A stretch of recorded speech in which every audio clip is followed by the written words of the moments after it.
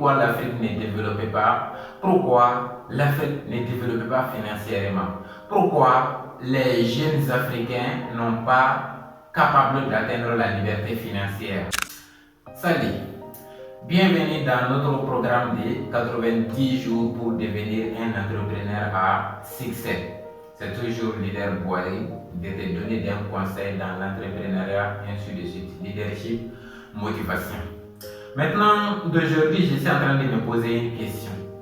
Telle question est que pourquoi l'Afrique ne développait pas, pourquoi l'Afrique ne développait pas financièrement, pourquoi les jeunes Africains n'ont pas capables d'atteindre la liberté financière. Pourquoi? Donc, on doit se poser beaucoup de pourquoi pour avoir la réponse. Parce que tout ce que tu es en train de chercher, tu peux avoir tout ça en Afrique. Donc, si tu parles de travail, les jeunes Africains travaillent plus que tout le monde.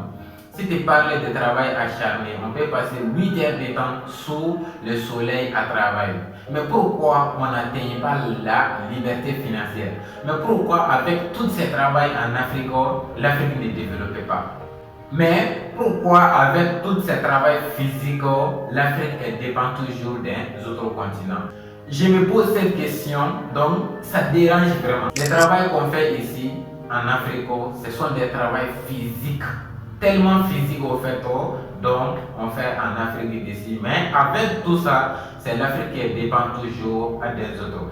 Même si tu guides en Afrique et aller dans les autres continents, si tu vois une personne qui est en train de faire un travail physique, sûrement c'est un Africain. Mais pourquoi tout ça? Mais avec tout ça, ce sont les jeunes Africains qui n'atteignent pas la liberté financière, qui ont la difficulté de rejoindre les deux bouts. On doit se poser cette question. Bon, pour moi, ce problème, c'est l'ignorance.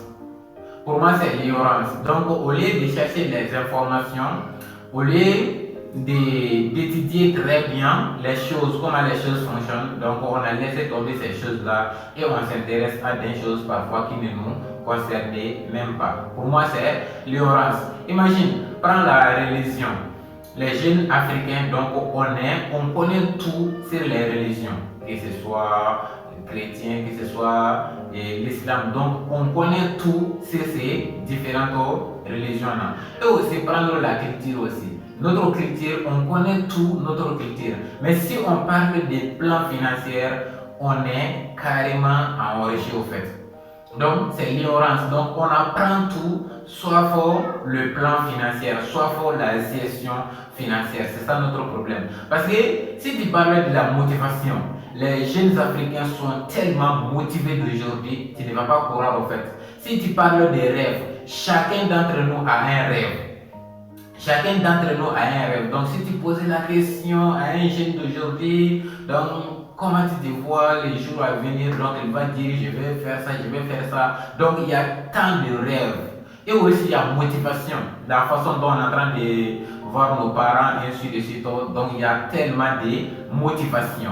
Mais ce qui nous manque, c'est l'intelligence. L'intelligence, ce n'est pas toutes les intelligences, l'intelligence financière qui nous manque. Parce que si une personne n'a pas l'intelligence financière, peu importe la motivation, peu importe les rêves qu'il a, donc tout ça c'est zéro. Parce qu'il va passer toute sa vie à travailler et il ne construit rien en fait. Donc c'est tellement important. C'est l'ignorance qui coûte cher. Donc c'est la raison pour laquelle tous nos parents, nos grands-parents, après l'âge de 60 ans, donc c'est difficile pour eux de marcher même.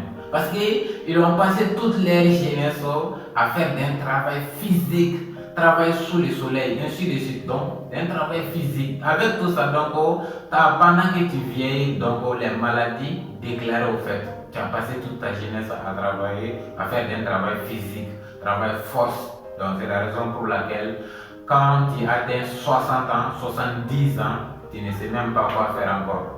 L'âge, c'est un problème, mais celui qui a passé aussi toute sa jeunesse à des travail physique, ça aussi c'est un problème en fait.